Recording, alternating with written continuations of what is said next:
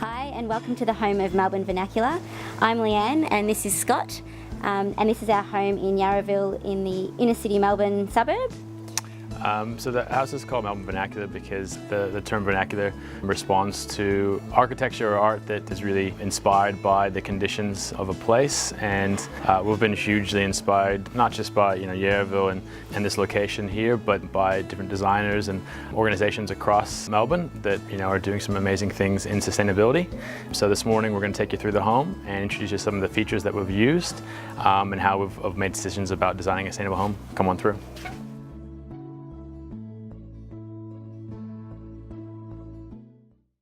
Passive heating and cooling was a main design consideration, so much so that when we went to purchase the house, we knew that having a block that faced due north was really important. You can see here is one of our northern facing windows. About 80% of all the glazing in our house faces north. The majority of the rest is south facing, but in winter time, and as you can sort of see here, even in autumn, we're starting to get that northern sunlight that sort of shines through. We've got a thermal mass of concrete and brick in our living room, so that northern light hits those thermal masses, heats up during the daytime, and then at nighttime releases that warmth into the house, reduces the need for active heating. Glazing is super important with a sustainable house. We've got double glazed, argon-filled, low-E glass units on all of these. There's lots of options out there, and a lot of it's sort of a personal choice as well. For us, we are weighing up cost, performance, and upkeep. We love the aesthetics of the timber, but for us, the reason we really went with the timber was the performance.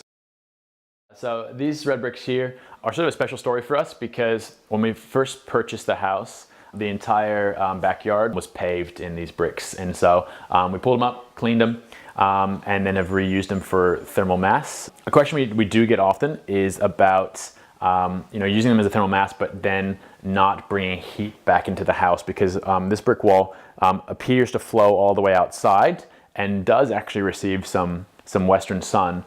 It's actually three walls. So there's the wall here, there's a thermal break that goes all the way through here, and then a second thermal break here, which means that heat that hits the wall outside can't transfer into the room. Melbourne's got a long history with brick. Bricks have been made in and around Melbourne since the 19th century. They're a beautiful and a great building material. Unfortunately, for much of recent history, they've been used in sort of double brick homes that are actually very inefficient.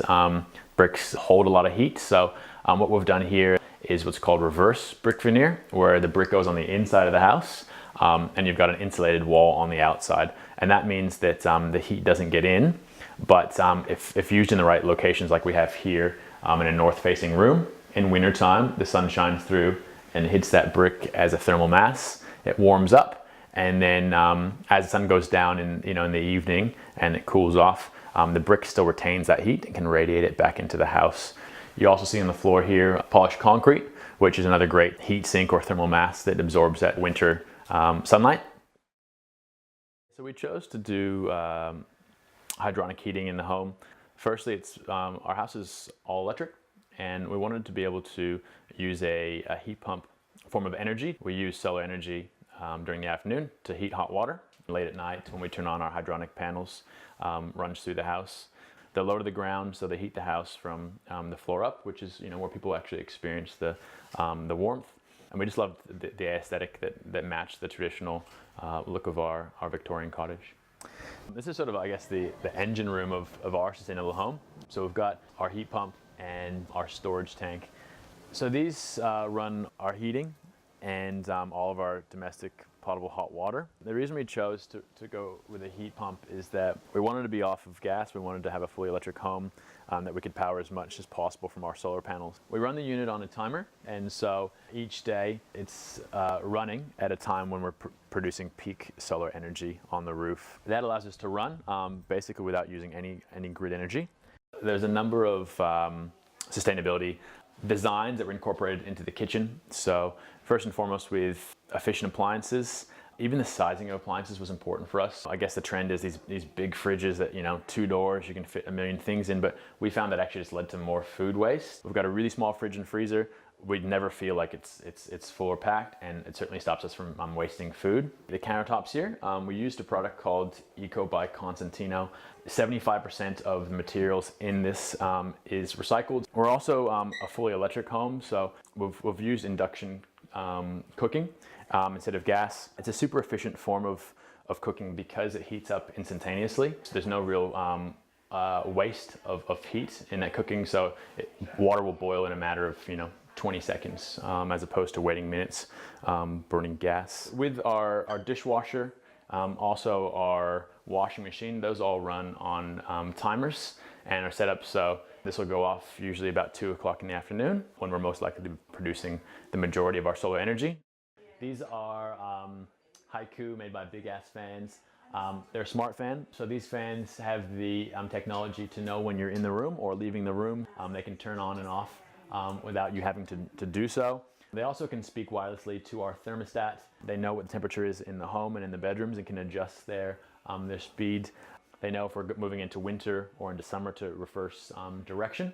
So being water-wise is also really important with a sustainable home. Unfortunately, our small block, we weren't able to get more water storage, but we've got a bit over 2,000 liters here, and we use this for our laundry, all of our flushing toilets, and for irrigation around the property. We've also paired it up with a Reikio smart irrigation controller, which allows me to use my phone to control all the watering cycles. The Reikio is also smart, and it speaks to the weather stations. It knows when it's been raining or it's going to rain, and will cancel out any irrigation cycles that we're meant to run. Now, we've also got our compost bin here. This has been really huge for us. About once a year that comes out and goes into our veggie patch, so that gets to be reused for growing more food. Yeah, I'm no master gardener, but we have a lot of fun with the veggie patch. It's certainly great with the little kids, and for us, we're able to produce in this, our backyard is certainly not large, able to produce a fair amount of food. We chose to, invest most of our money in solar panels versus, say, solar hot water. In Melbourne, the research shows that basically the more panels you can put on your roof, the better. So up here we've got 14 LG panels, about 4 kilowatts of solar. Even in sort of autumn right now, we're producing more solar energy than we actually use power during the day. That means that we're not having to import from the grid, which is awesome. In peak summer, we're producing sometimes 5 or 6 times more energy than we use. And which is pretty cool. That means that I'm exporting the energy. My neighbors are sort of using that. I always tell them that I'm powering their house, which is kind of cool. We chose to put, we've got 5 panels that face west, 3 more on the back there, and then we've got the 9 panels that face north. So of course you're going to always produce more energy with northern facing panels. So if you're lucky enough like us to have a big open sort of northern horizon, that's really great. Here in Melbourne, the sun will set out to the west, and so we can get home from work, crank on the AC or get dinner cooked, and we know that all that energy usage is coming straight from the panels. We've got a 200 square meter block here, which is very small, and we knew we wanted to have a family. We wanted to have green spaces, outdoor spaces, so we wanted to add some additional space up here on the roof. It actually holds a heap of stormwater as well, so when we have a big rain event, instead of that water hitting the roof, hitting our tank and then our tank overflowing going to the street, we actually can hold quite a bit of water in this roof, which is great. We've also planted exclusively plants that are native to this part of Melbourne, the Western Plains, the basalt plains of Melbourne. You'll notice also some highlight windows that we strategically placed. So again, we get that sort of that outlook to greenery and nature from a number of different rooms in our home. Indoor plants are a big focus for us. So we actually have some carnivorous plants in our house that eat mosquitoes and flies. But I guess for us, it's all about both giving the home a bit of a sort of a natural feel, but also using the plants for that sort of air purifying purpose. I think currently we have over 40 different plants throughout the small house.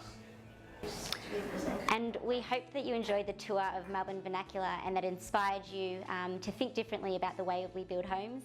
I suppose our philosophy is based on the idea of abundance through design, where we like to challenge the thought of sustainability, where it's not just about cutting back and compromise, and that a sustainable home is actually unparalleled than a traditional home in many ways. It can be comfortable, it can be light-filled, it can contain a lot of the luxuries which would otherwise be denoted non-sustainable. We have a spa that runs off solar panels, we have our wine fridge, but we also have the beautiful aesthetics of recyclable material, the warm and welcoming space of a living room. And yeah, we hope that this little tour has inspired you, has made you think differently, and we look forward to having you come visit us soon.